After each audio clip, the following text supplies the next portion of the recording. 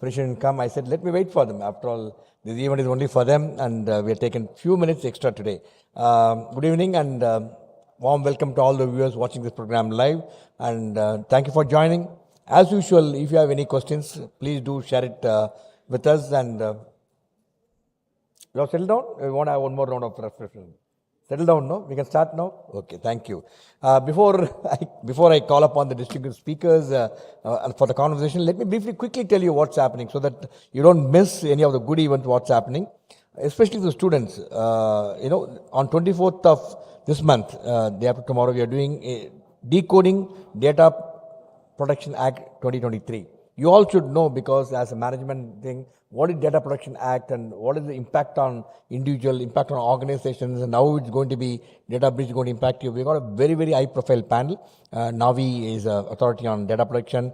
Anriban Ghosh, Senior Manager, Data Protection from Calcutta, BIT Calcutta. Avinash is from Dean of Manipal Law School. Then we have Savita Kesav, is a senior partner from Kocher and Company.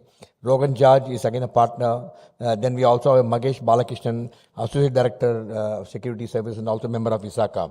This is a very important event, and it's happening live here, and some of the speakers are joining online virtual from other place. Then on 28th of August, again interesting event.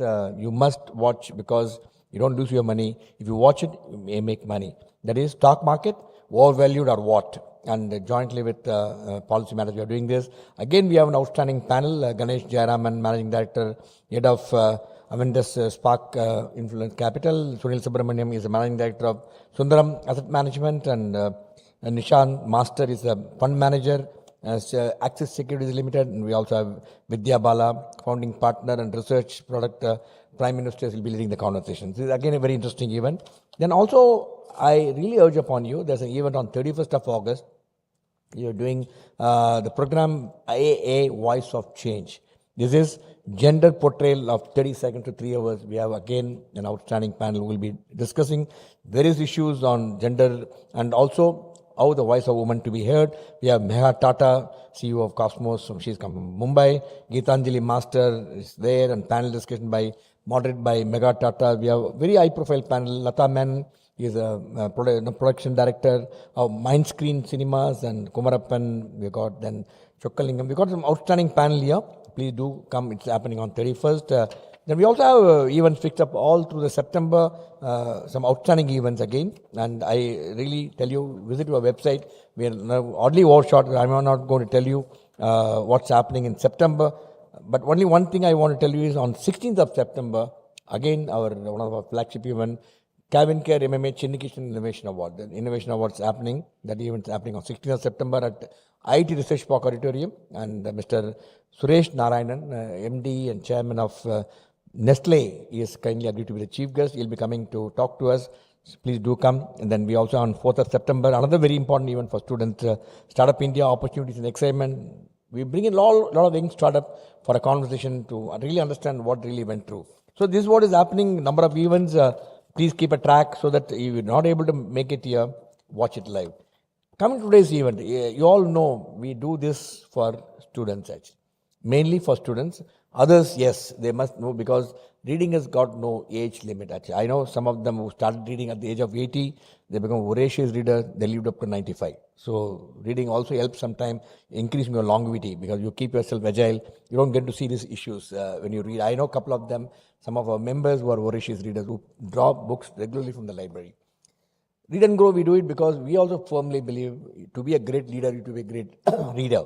And having seen MMA, I must have seen thousands of CEOs and corporate leaders, interact with them. I've seen each one of them are voracious readers, so knowledgeable, so much content. When they come and speak, they don't look for words, because they're so much filled with knowledge on any subject, they are able to speak to us. So that's the reason we really do everything possible for students and those who are watching online, large number of students, that this is a very, very important program. You start picking the habit, and we have got a beautiful team which really curates and brings some outstanding books, out-of-box thinking books, so that it will kindle your mind, thought process, so that you really learn a lot of things actually. So one such reading and thing what is happening today is under Read and Grow is being an interesting book, Factfulness actually. And we have got again outstanding panel. Ladies and gentlemen, put your hand together to welcome our distinguished panelists for this evening. and Sangeeta Shankaran Sumesh, Rajmohan, Natesan, and Aruna Perumal. May I request you please take your place on the dais.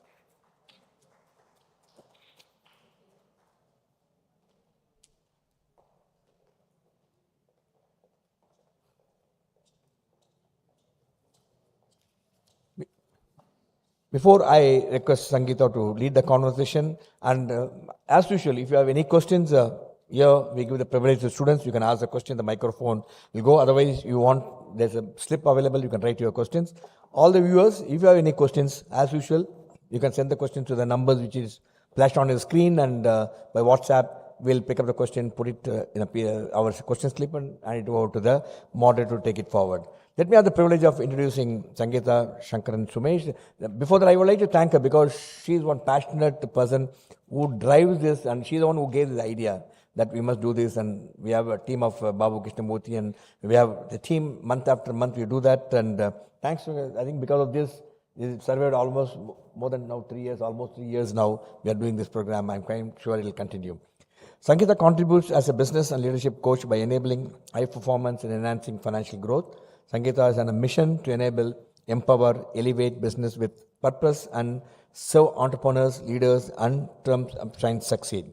She brings along a rich corporate experience of 25 years with the multinationals. Her latest position was the Executive Director, Chief Financial Officer of Dun & Bradstreet. And Sangeeta is a chartered accountant, management accountant, completed executive education from Harvard Business School.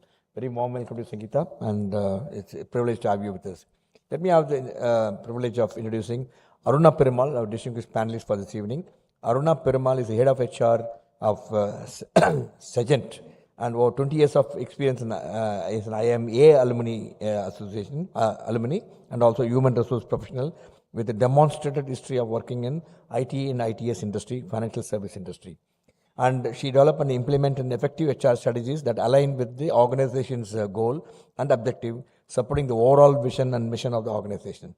She is a champion and organizational culture that inclusive and diverse to create a workplace where every employee feels welcome, valued, and respected. This is what every organization is looking for.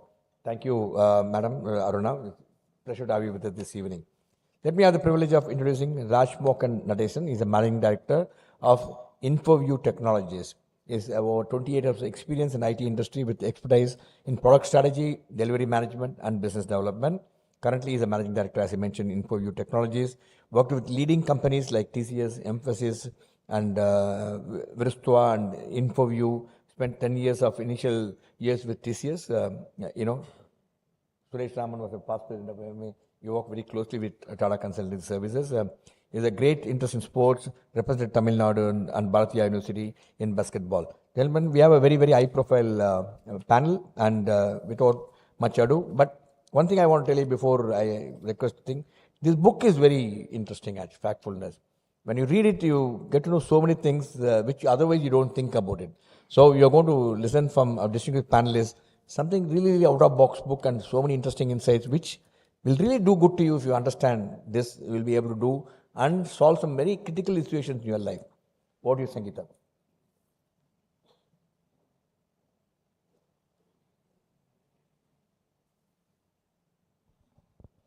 Good evening, everyone. Yeah, so as usual, we are back with another book, and very interesting book this time. It's called Factfulness.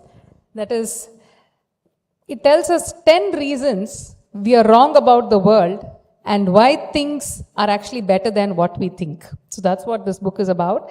So to give you an overview of this book, it is about the stress-reducing habit of only carrying opinions for which you have strong supporting facts. So when asked questions on the global trends, it so happens the author says that most of us get it wrong. And it turns out that the world, for all its imperfections, is actually in a much better state than we actually think. But what happens when we start worrying about everything, and instead of embracing the world just based on facts, we also lose our ability to focus on things that are important and that threaten us the most. Now, why did I choose this book? Because it said it's a bestseller. It has a very catchy and attractive title. It has very good endorsements, and the profile and the expertise of the author was very impressive. It's a Swedish physician who has vast experience. But having said that, there were also some aspects of the book which did not greatly resonate with me. To give you an instance, it's like it was a bit boring, like, as if you were reading a boring social science textbook.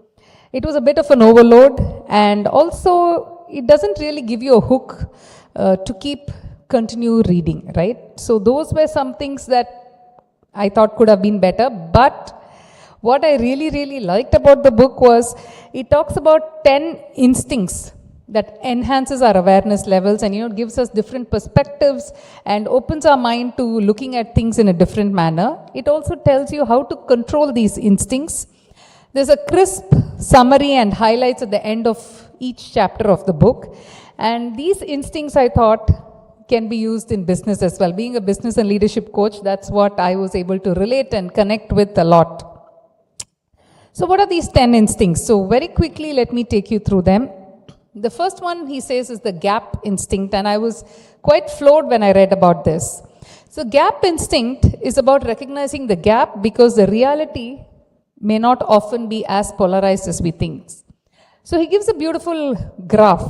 He compares a graph of the average income of people in the US and Mexico. Now in the first graph, at the first instant when you look at it, the gap is very wide. So you think, people in the US are earning much better, and not the case in Mexico. The same data in the second graph, he presents it by changing the scale on the vertical axis of the gap. And now the gap looks a lot narrower, and it gives you a completely different impression. The third way of presenting it was like a bell curve. With the range, it seemed like there was a complete overlap. So you see, it's the same information, different perspectives. So he says, how do you control the gap instinct? Look for majority. And he says, beware of comparison of averages and the extremes, because graphs may not always show us the right picture. Then he also says, view it from the top because it's relative. Now, for example, if you were to compare the poverty situation between two countries, it could be different. Similarly, for people who are extremely rich, everybody else is in poverty. So he says it's very relative, and look at it holistically. The second one is on the negativity instinct. And he says factfulness is recognizing that we get negative news.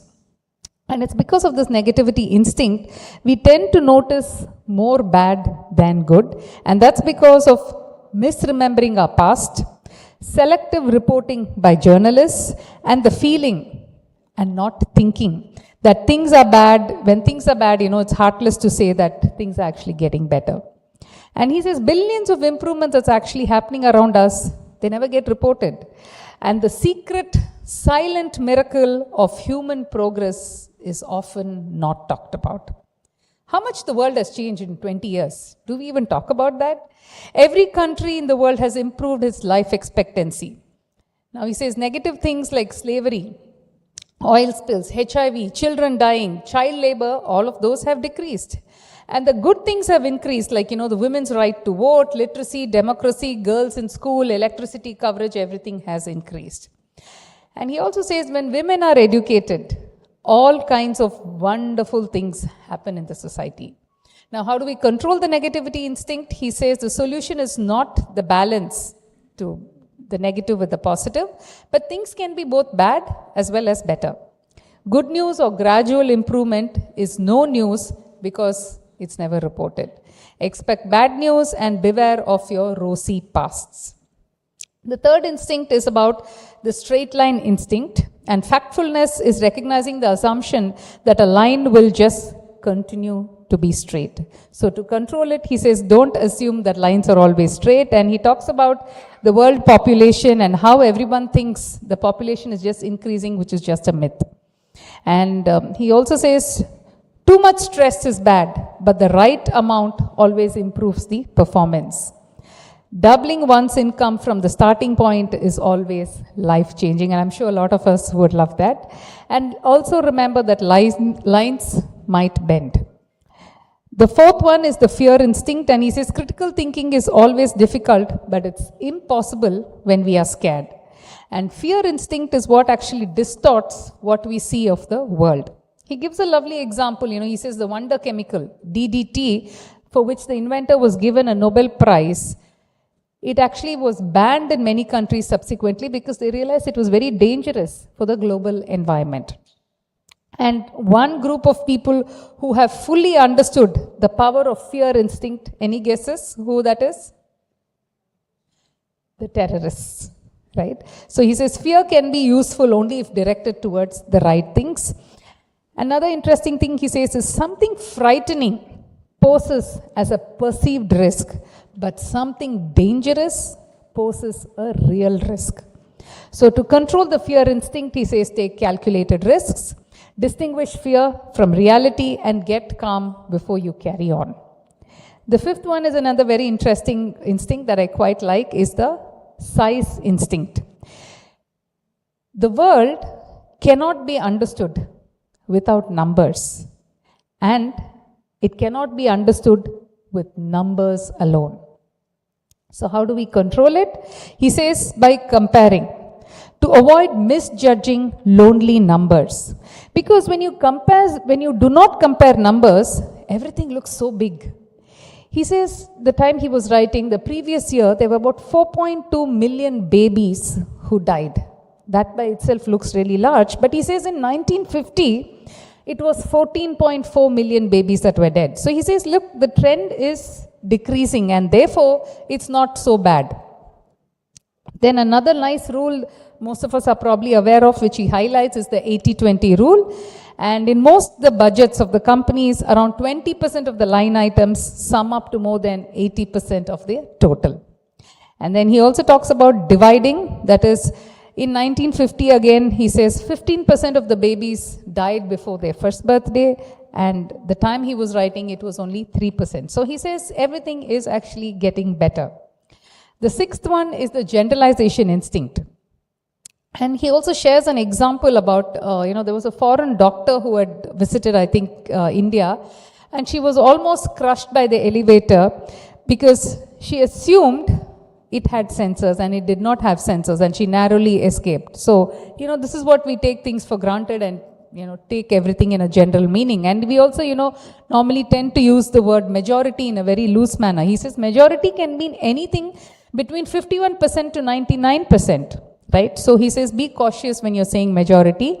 And how do you control this? He says, look for differences within the groups, look for differences and similarities across the groups, beware of majority, beware of vivid examples, and assume people are not idiots. He gives a nice example when he was teaching in a medical college in India, and he actually thought those students were research scholars, and then he was shocked to discover that they were all still students because they were really, really good in the subject. The seventh instinct is the destiny instinct. And he says societies and cultures are in constant movement. And to control the destiny instinct, do not confuse change with no change. Everything changes. And he asks us to look at the generational change. He says, talk to your grandparents and see how much the world has evolved. And he says factfulness is recognizing that many things, including people, countries, religions, and culture, they appear to be constant, but the change is happening at a slower pace. And then he talks about, so how do we control it? He says, keep track of the gradual improvements, update your knowledge, talk to your grandparents, collect samples of cultural change. The slow change is still a change, is what he reminds us of. The eighth one is the single perspective instinct. He says, forming the view about a person by just looking at someone's feet, it doesn't give us the whole picture, right? So that's what the single perspective instinct is all about, which we need to be careful of. He says even experts have their own limitations. They are experts, yes, but only in their field. So doesn't mean if somebody is an expert in one field, they are experts in every other field as well. And people with extraordinary expertise in one field, they also score badly as the others on the fact questions. The book has a lot of fact questions, mostly medical related, and that's what he says. So he says to understand the data, look at the numbers. He gives a beautiful example of the PM of Mozambique. Now, this Prime Minister, apart from looking at the GDP of his country, he also used to observe at a national festival about the shoes of the citizens of the country. He says if everybody is wearing shoes and, good quality shoes, the number actually reflects the the reality. And he says, thereby I take a call on judging how real my GDP is. So how do you control it? He says, test your ideas, don't claim expertise beyond your field. If you have a good tool, we tend to use it very often, but he says, remember, there is no one tool that's good for everything, right? And beware of simple ideas and simple solutions. The last but one instinct is the blame instinct. This is again something quite interesting because, we as humans, very easily we tend to blame others and point fingers at others. So the blame instinct is the instinct to find a clear, simple reason on why something bad has happened. So he says, if we were to blame the crash, an airline crash, and we say it is because of a sleepy pilot, he says that does not stop the future crashes. Instead, he says, focus on why was he sleepy? How can we regularize his sleep or, the sleep of the pilots in the future? So he says, get to the root cause and see what is actually causing it. And following your blame isn't going to help. Another beautiful example he gives here is, apparently UNICEF wanted to bid for malaria tablets and somebody from Angola had bid for it. And their prices were dirt cheap and therefore they were wondering about the quality and asked the author to go and investigate. Now everything he thought was a scam and he just thought, okay, let me for a formality go and check it. When he landed, there was a huge beautiful limousine that came to pick him up and he was put up in a luxurious hotel and he was convinced that everything that they were doing is a scam. Now why did he think that way? The end product, the cost of the raw materials was lower than the selling price. And he says, how can that be? That will be impossible because they were not making money otherwise. So he went to investigate further and then he realized they had built a factory with the fastest pill making machine based on robotics, something that he had never thought about. All the processes there were automated. But still he was wondering, how could they sell it for less than the cost, right? That is something unthinkable. And that's when he realized, when he spoke to them, that they were getting 30 days of credit from their suppliers and UNICEF was paying them just in 4 days. And therefore they were earning interest, sufficient interest for 26 days. And that is how they were able to give it at a much lesser cost. So he says, do not underestimate the innovative power of small businesses. And they'll always come up with ways and means to find cheaper solutions. He also talks about a skin disease that was there in Europe. In Russia, it was called the Polish disease. In Poland, it was called the German disease. In Germany, the French disease. And in France, it was called the Italian disease. And how everybody was going around blaming the other country. And how do you control resisting this is by, finding a scapegoat. So resist finding a scapegoat. Look for causes, not the villains. Look for systems and not heroes. And resist pointing your finger. The last one is the urgency instinct. Many times we say that, act now or you lose the chance forever. And he says this is almost never true. It's never that urgent, most of the things. So the urgency instinct makes us want to take immediate action in the face of a perceived imminent danger. And urgency is one of the worst distorters of our worldview. And how do you take charge? He says, take a breath, insist on data, beware of fortune tellers, be wary of drastic action, and take small steps.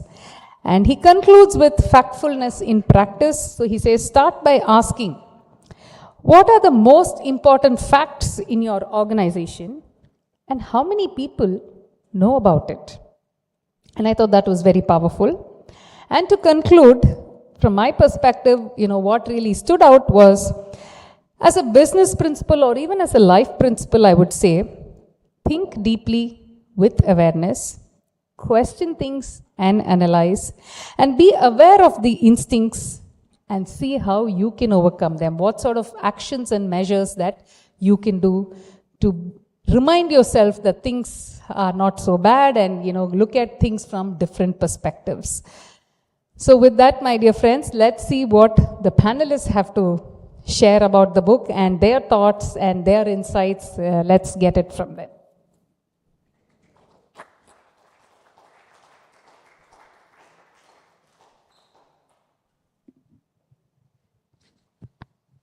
So Raj, what are your views on this book?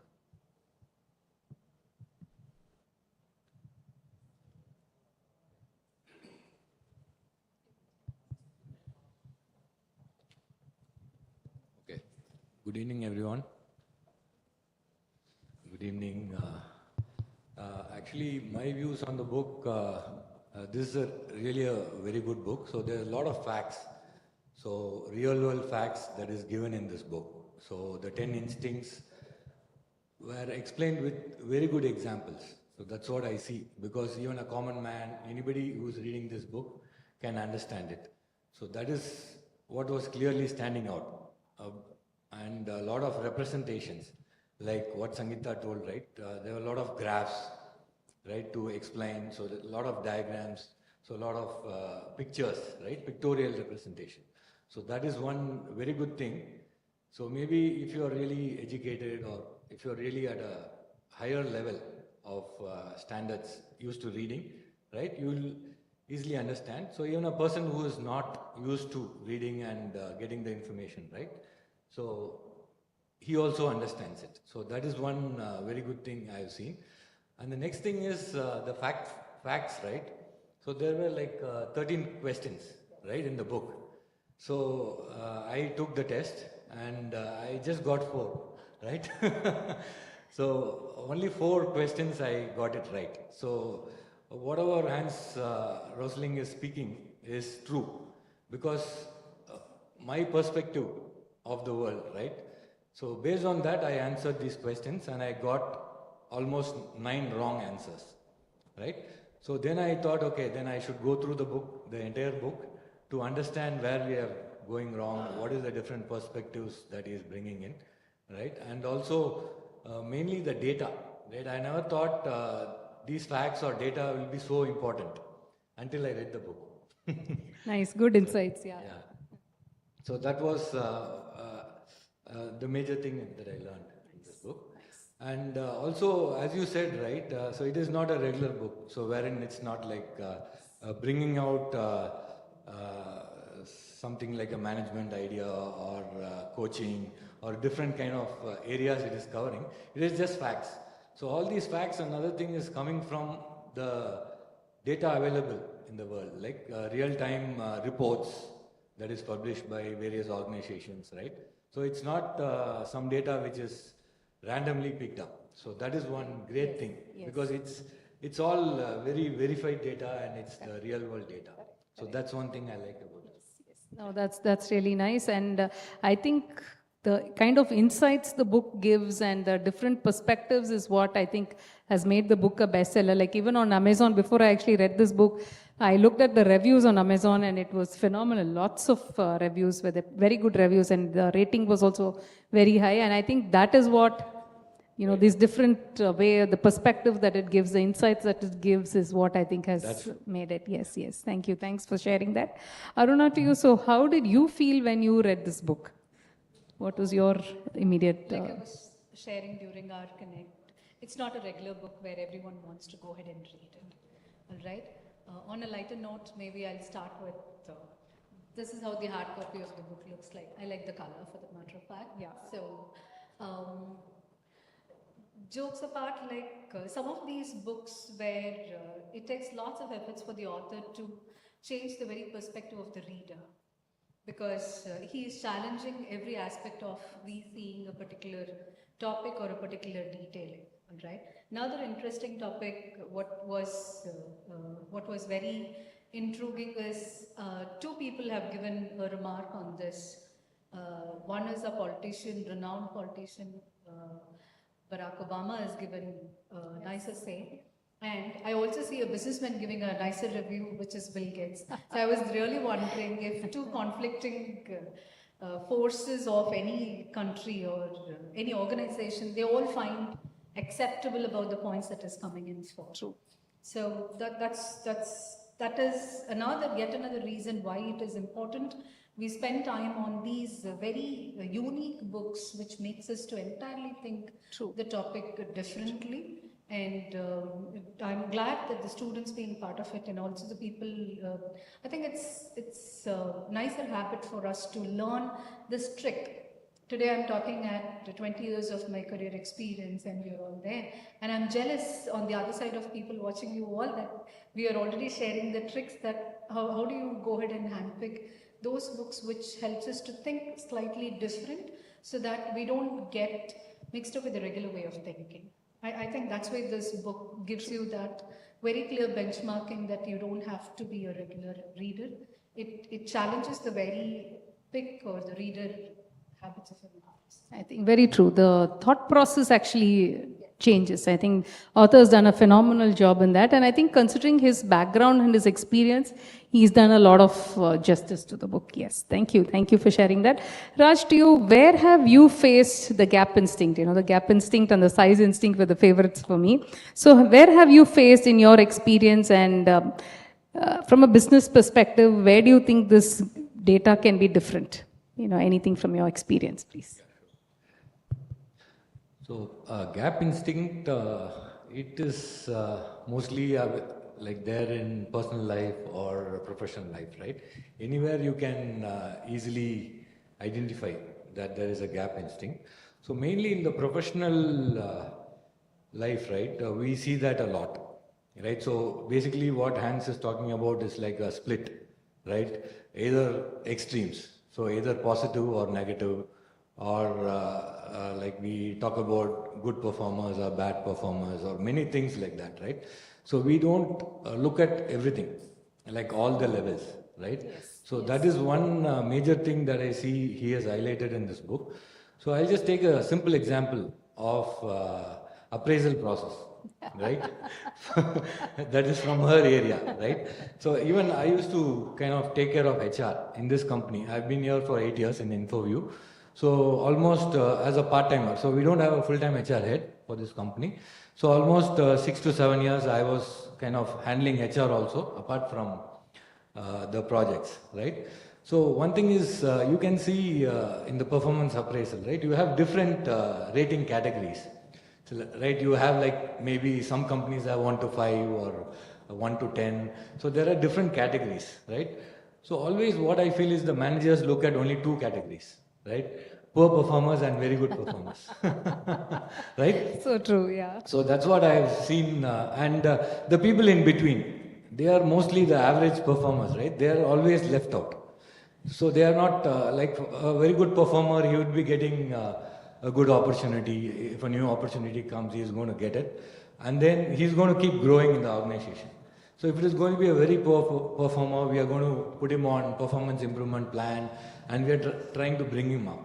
But the people who are in the middle, right, say they don't get the opportunity or they don't get any kind of boost up from the company, right? So that is one major example for the gap instinct, right, that I can see. So that is one thing. And another thing is when you look at all the statistics, right? Maybe a lot of times people don't look at the entire statistics, like maybe the peaks and the lows. So maybe only from the peak and the lows you get you can get some best practices or how to solve an issue, like root causes. So these kind of things you can get. But people look at more of an average kind of thing, right? So they don't look at it as a holistic thing. So there are a lot of gaps there, right? So this is another example where when you're reading a particular data or a graph or anything, right? So, and also he talks about the overlaps, right? So there is no clear demarcation between the extremes, right? So there is always an overlap. So that's another thing I've seen in the professional. Nice, nice, very nice share. Especially the appraisal part was, yeah, really nice and resonates. To you, Aruna, you know, especially being a HR professional, so many years experience, it's very, very common at a workplace on the blame instinct. So how do you handle, and what would be your words of advice on handling the blame instinct? Yeah. This is a commonly found instinct and not very easy to handle. Maybe I'll give two aspects of it. One, being part of the management or the leadership fraternity, does this instinct even prevails there because we claim ourselves to be well qualified, well experienced and enriching? Where is this commonly found, or is it even found, first to answer, and if it is found, at what level it is found? The other one, like I said, the foundation or the basement of any organizations or any system, how fine it is for us to have this instinct. So I'll just first touch the top one, and I'm sure a few of my colleagues will also agree. The most commonly found instinct is in the top management, to be honest. All right? Yeah. It is not very openly told, but as you're there, part of the system, you can experience and you can feel it. So it is a myth if somebody is thinking as a student or as an upcoming one, are these instincts go away as we grow in the career? Maybe my personal opinion is I think it gets built more and more as we are growing there, right? Now, why does people very quickly cling to this particular instinct? Like what the author in the book says is, it's more convenient for us to find that scapegoat, right? If you're in a boardroom or if you're in a room of discussions, how do I pass on my buck to another person very quickly? All right. So, in the act of passing on or moving away the blame or finding a reason elsewhere, this instinct is so subconsciously identified. That is where leaders in every way of life, we put efforts to identify, and if you notice in the summary of this particular instinct, he very intelligently put it in two simple words. You can never have villains at work. It is only the causes what created that problem. At the same time, you can't celebrate heroes at work because it is just not that individual alone. It is the systems which enabled that particular individual. All right. So that way, the blame instinct, as I am really echoing that it is largely found there, but there is a continuous efforts put in the ways and means. That's where experts, coaching, leaderships, it comes very handy in terms of to bring up that, because I'm sure we all would know the ego levels as management students, right? Tapping that ego level is one of the toughest challenges in HR professional that we kind of come across. To a certain extent, talking about the base level, blame instinct, as long it is not harming the peer and it helps in identifying the problem area, as a HR professional, I will to a certain extent accommodate blame. So that it doesn't go untold, it is not kept under the wrap. So the foundation or the base, younger professionals, if out of their age and immature, if they're coming out and blaming, hey, this person did the error and because of which is where it is there, we don't seriously take it as part of the organization because our focus is what kind of an error and why it would have caused. So I would, again a favorite subject or the chapter as part of the book, continuously we should put an effort what caused that particular problem because of which is why anybody is blaming it, what kind of an enabler that was there because of which anybody is being celebrated as success. Great share, Aruna. So I'm also reminded of, when I was junior in my career, so one very senior person from our headquarters, he used to say, it's like a boiling potato.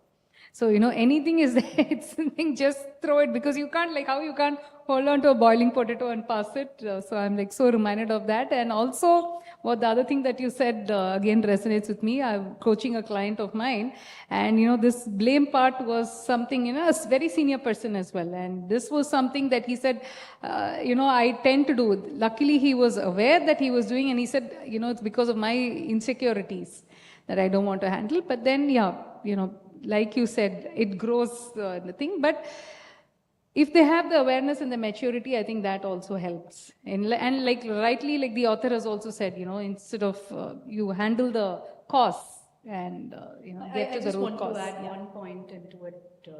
How do we manage this blame instinct?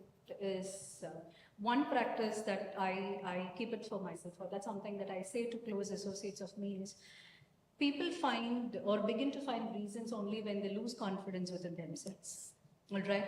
When you're so damn confident about you as an individual and about your practices, and you do know that you're not doing wrong with all your consciousness, duly vetted by your processes and systems, you really don't need a reason as to why you will blame, because the first attitude of this self-confident person is accept the error or an issue. That's where it starts off. So the very need for us to go ahead and blame somebody doesn't even exist as my strong. Yes, wonderful, wonderful pointer. Yes, thanks for sharing. Raj, to you, how do you think, or do you think the single perspective instinct? Do you think businesses can actually use it to their advantage? Is there an opportunity? Yes, no. What is your take on that? Actually, single instinct, right, is definitely, maybe for small businesses, I think it is applicable, right? So maybe when you go on to a larger business, right, definitely the perspective of different people should be really considered. But when you talk about a small company, like you have a 20-member or 30-member company, right? So the topmost boss, the CEO, it's better he takes the kind of decision. So because we need to be very quick, right? When you are developing a product, it's a small startup, so you have 20-member team. So for every decision, if you keep on getting a lot of perspective, right, it's going to take a long time. So, and everybody in a startup, right, gets their hands dirty and they do it quickly, right? So they, the CEO gives some screen and goes, right? The next day morning is coming and expecting that screen, right? So that is another thing. So everything has to be done very quickly. So the CEO takes the decisions and it's only his perspective, right? So I don't think when we have this startup, right, you will have very senior members in the team, right? So you will just have the main CEO and all the other members will be maybe developers or they might be testers. So they're all junior level members. So in this case, I think it will really work well. And maybe applicable for a mid-sized organization also, or a small business unit within a bigger organization, right? So, but when you consider a very big organization, so definitely the different perspectives should be taken into account, because the decisions are not taken on the fly, right? Because it's like affecting many people. So maybe HR policies or something, right? It will be affecting the entire team, or if you're talking about something related to the project. So maybe if you talk about TCS, right, one account will be like 1,000 members or 2,000 members, right? So in that case, so we have to get the perspective from different walks of life, like maybe testing. You have to get a tester's feedback or a test lead's feedback or a developer's feedback. So all these things should be put together and then it should be done. But definitely for smaller or mid-sized companies, right, it is definitely a... Yeah, I think that's a great point that you brought out, which also makes me to add that I think it probably could be the case in owner-managed companies, even if it is large. I think that's there. Yeah, and also in multinationals where there is no psychological safety. Correct. So, and it's like people just act like a yes man to whatever the person says. Yeah. So I think, would you like to add anything there from a HR perspective? One point in terms of to kind of bring in the startup one, where at times it is fine for us to have this trade perspective. I mean, I'm purely talking about the ecosystem where we belong, right? Perspectives taking is fine when we are towards the preparation. But when it comes to an execution, I somewhere strongly believe it is okay for us to go ahead and align to a straight perspective. Again, at the time of an execution, I'm taking two examples in this case. Is one, if you're an entrepreneur, all right, and that too if you're in a startup, it is fine that you might have a handful of experienced people, but the money man who is going to take that particular risk, I will allow his single straight perspective. That is one example which I will put a tick mark for a straight perspective, because he does know, I'm sure he is evaluating the risk and he's getting ready to go ahead and manage and take that particular risk. The another interesting straight perspective is okay, again, like I said, not during the preparation but during the execution. The best one that I can always think of is sports. When you're playing on the ground, you simply listen to the captain. And I'm sure the captain is also taking whatever it is. And then the captain's straight perspective does lots of magic on the ground, whatever the sport it is there. So again, it depends on what arena that we go ahead and apply these instincts. So for me, again, taking a stock of things, many a times, again, if you go by a fact, that 1% instinct is what many a times would have brought in a change. Many a times, if you kind of see it. A little quote, I'm sure this is one of the known stories, and favorite story of mine. Tata particularly it keeps publishing so many stories, which is very inspiring. One of the stories which was very mesmerizing as a management student is a senior leader of the Tata used to go to the local dhaba to interact with the lorry drivers for him to make the better vehicle, whatever that was sitting in the production line. Now, if you ask, was it a collective perspective? I do not know.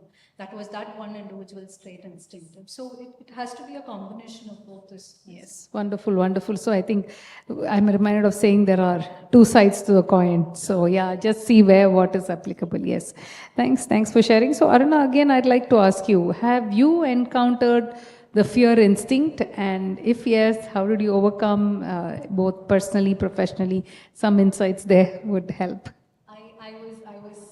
I was thinking so many times, I'm still thinking, should I give that as an example, to manage a fear instinct. Fear instinct is something, it is there in each one of us. First, accept it. Like, if I may have to quote on a lighter note, peeping on the online, do excuse me, there is one, Kamal Hassan says, you will have fear, just that you don't show that fear is in you. So, say that way. Fear, again, managing 100%, every responsible role will have a fear instinct in there. Because we put a conscious effort to ensure that we take right decisions. We ensure that we are making right policies as an HR. The fear what we have is that, am I approaching every policy appropriately and rightfully, so we don't miss out any of the important that is relevant for an employee. All right. So again, how do you kind of overcome a fear? Like the author, he says that for every instinct, he says, why don't we start with certain data? What kind of a data do you have it in front of it? Can we take a few minutes and analyze the data and they say, can we make an informed decision, he says. So what anybody mean by informed decision is, I've read, I've seen the data, I've challenged it, I've questioned it, I've critiqued it, and then come to a fair conclusion telling, yes, we have to be worrying about it, or no, it is not an immediate concern. So this instinct, again, is as part of people person, it is, every day we kind of go to it, but just that we take up lots of strengths to ensure that we make the rightful decisions, we give the rightful things for the people, because we license between two extreme different poles. One side people and the other side management of the systems. So it's quite a role. So I hear you say that being cautious and striking the right balance is important. Wonderful, wonderful. Otherwise, you all of a sudden you become very seasonal. You get to call as a management person, and all of a sudden you get to call more a union person. So that's too much of colors. That's right. Good. So one last quick question to both of you. Which is your favorite instinct and why? Maybe for me, I would say a negative instinct, negativity instinct, right? So that's kind of my favorite. Because like most of the time, right, the negativity is highlighted a lot, right? So it's very difficult to really let go that negativity and then look at the positivity. Right? So many times in many organizations, right, always the negativity is standing out. Right? If somebody makes a mistake, immediately a lot of people jump in and start trying to say something about it. Or so that's one thing, right?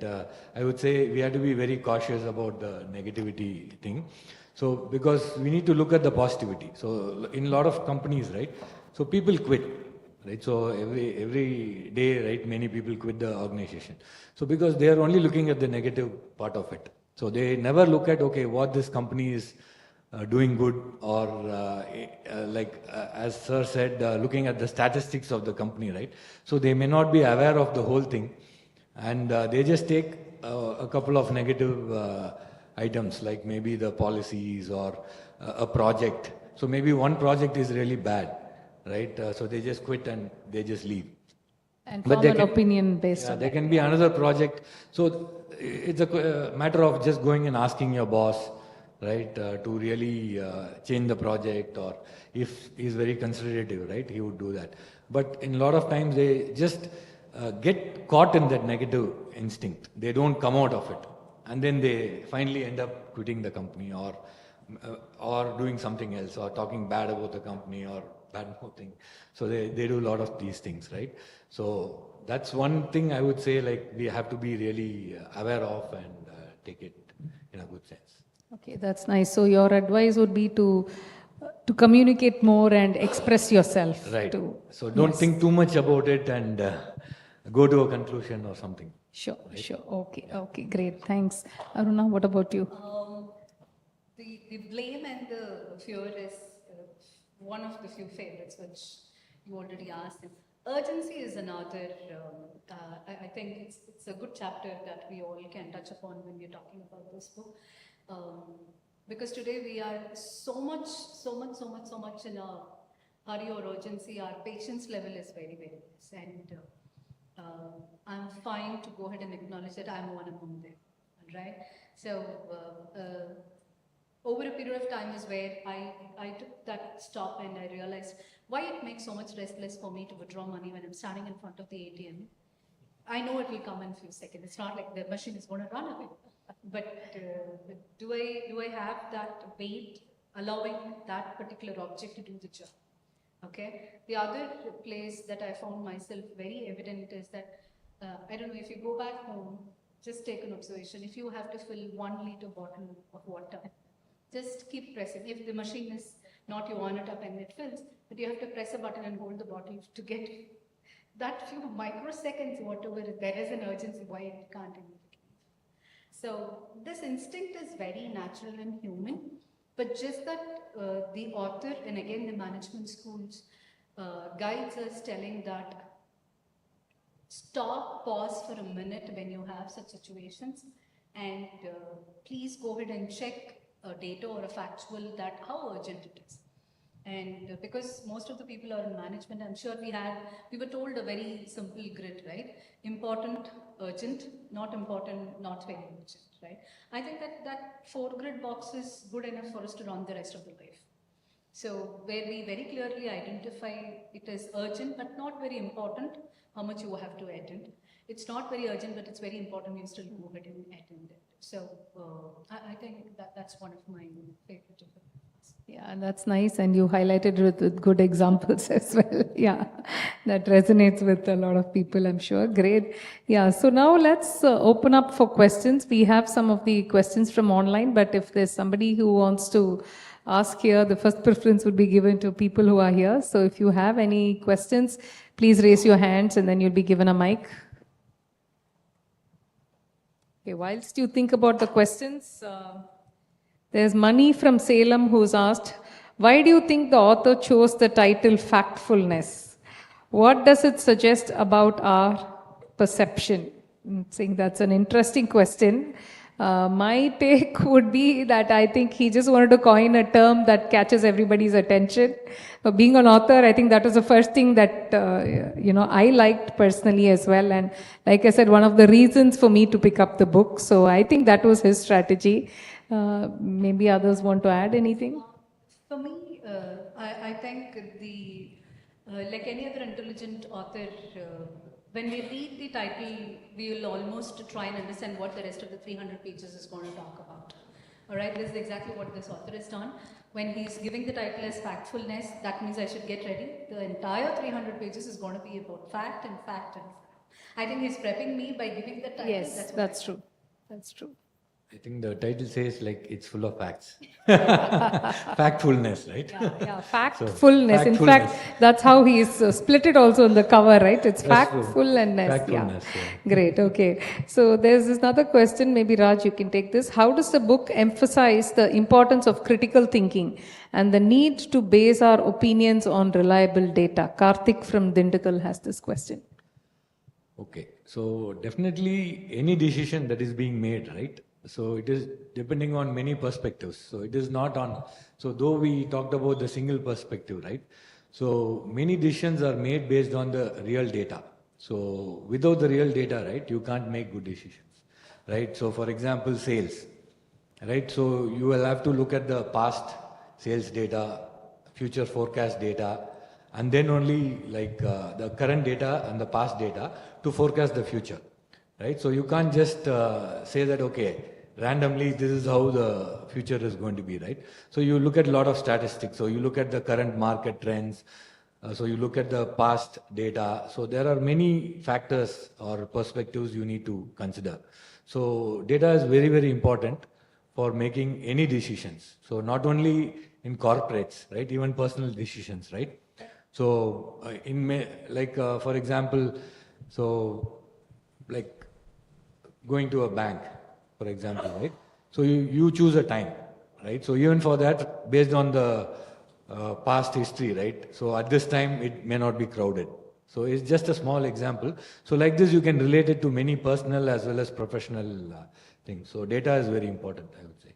Nice. That's a good example that you've given. Any takers, any questions, or should I go ahead with the online questions? Okay, Ram from Trichy has this question. Maybe Aruna, you can take this. What role does cognitive biases play in our misunderstandings about the world as discussed in the book? Oh, yeah. Yeah. Maybe I'll read the question. Sorry, myself. Yeah. Cognitive biases play in our misunderstanding about the world.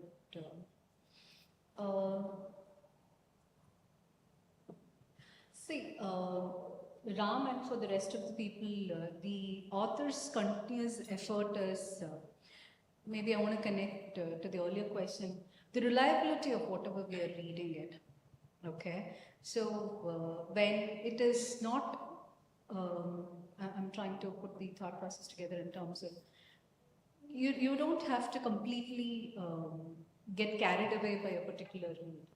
I mean, as a reader or even as any other regular thinker, just because it is coming at a particular credible one, yes, I am going to accept it. It reaches me much faster, but I think we will have to take a pause and do our kind of a homework to see how much it is applicable and how much it is relevant, and then accordingly go ahead and arrive at any kind of a discussion or a decision.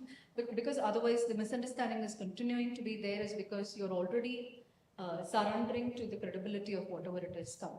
Newspaper is a classic example, Shabris, for Ram and the rest of it, right? How much of the bigger names the newspaper? Today, how many of the front pages we happen to read great news or positive news? Right? Somewhere they are in an urgency to go ahead and get our attention. Somewhere they are in a hurry to go ahead and make that their newspapers are great. They are the first time storytellers and so many other things. So for me here,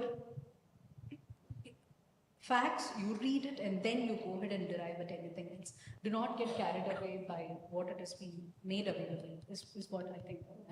Newspapers like to make it more spicy as well to get attention, that's right. And I think to like what Raj was saying on the data part, I think data analysis, doing a proper data analysis before arriving at a decision would also help. Yes, thanks for that.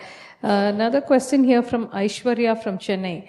Can you share examples that highlight the gap between our perceptions and the actual data? What comes to my mind here is your stock market. If you're into investing and, if you look at the trends, probably right now a particular share is not doing too well. And then you think, oh no, that's it, probably time for me to sell, take an impulsive decision. But then if you were to look at the data or cumulative data, probably those insights could be different. So that's what came to my mind. I don't know if any of you want to share anything different. I just want to give an example for the lighter note. The perspective or the image, not necessarily a perspective, a factually superpower country, USA. This is my life experience. San Francisco is the business hub, the Silicon Valley, and you name it, it's there.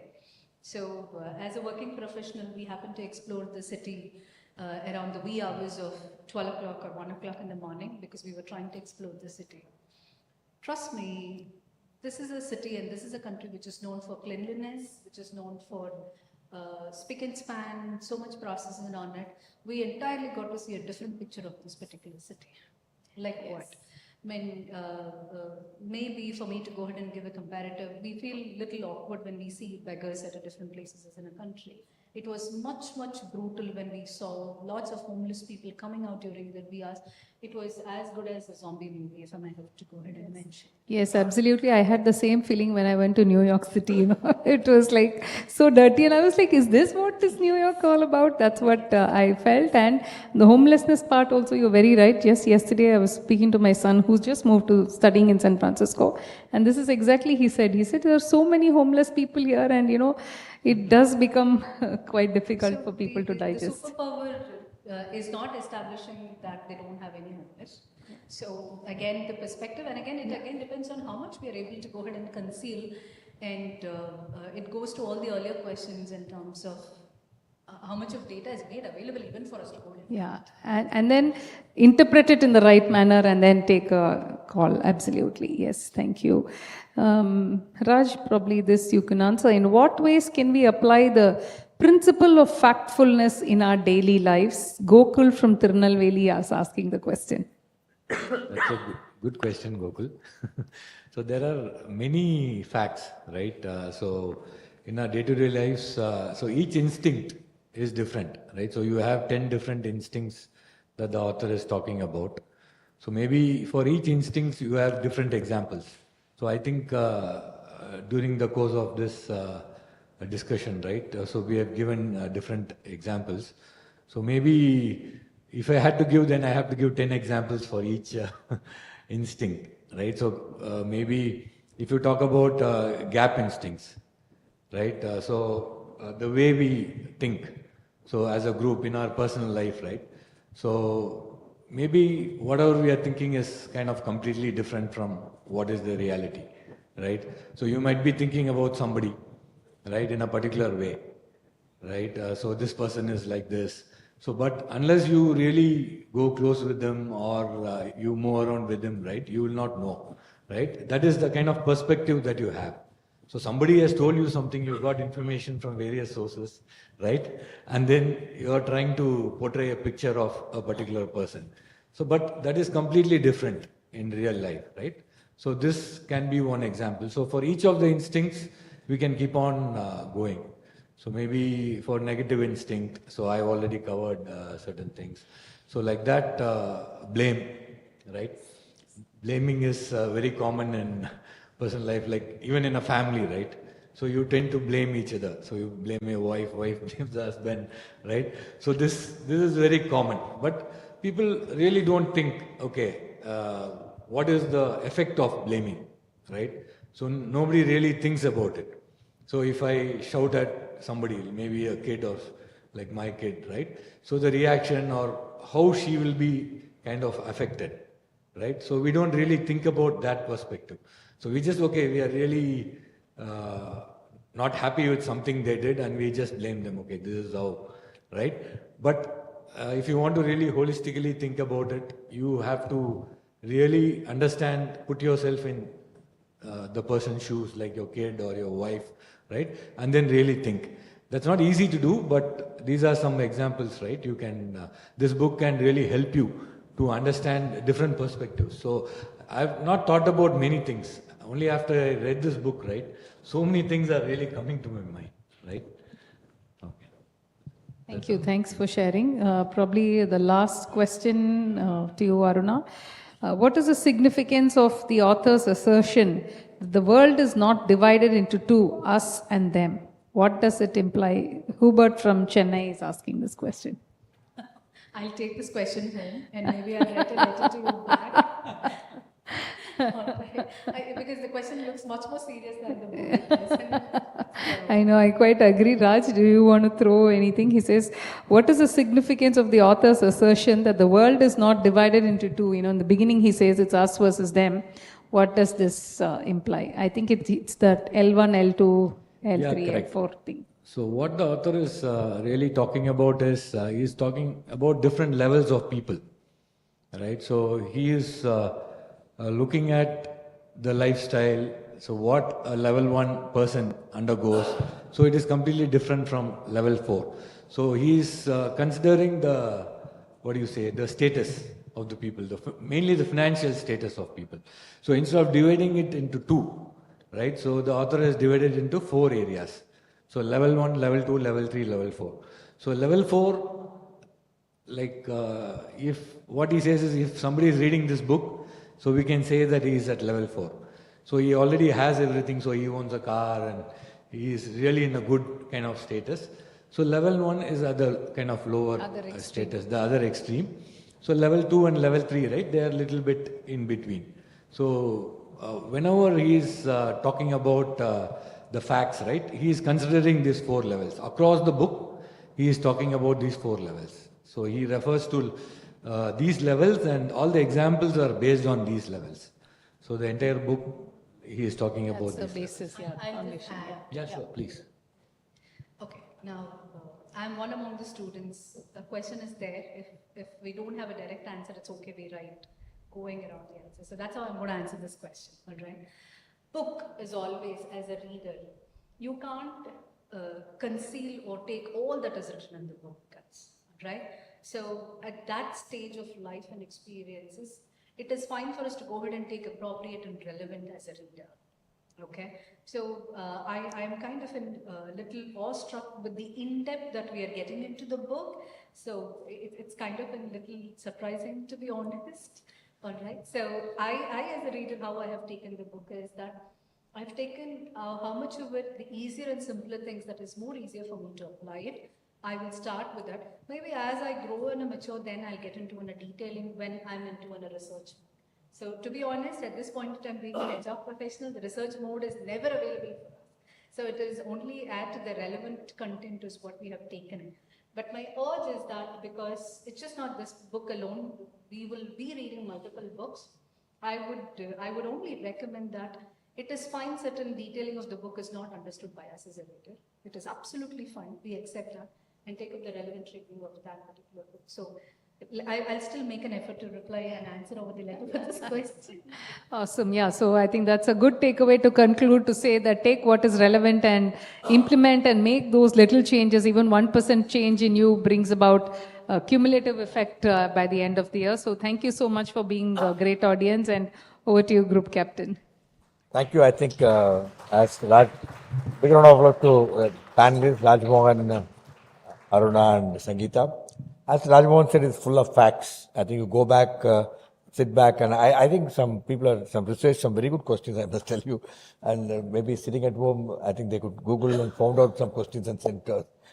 Let's see how much the people are prepared. We are well prepared, gentlemen. Thanks for the questions. And as I've talked of appreciation, MIB does a lot of CSR work with poor government aided schools and poor schools.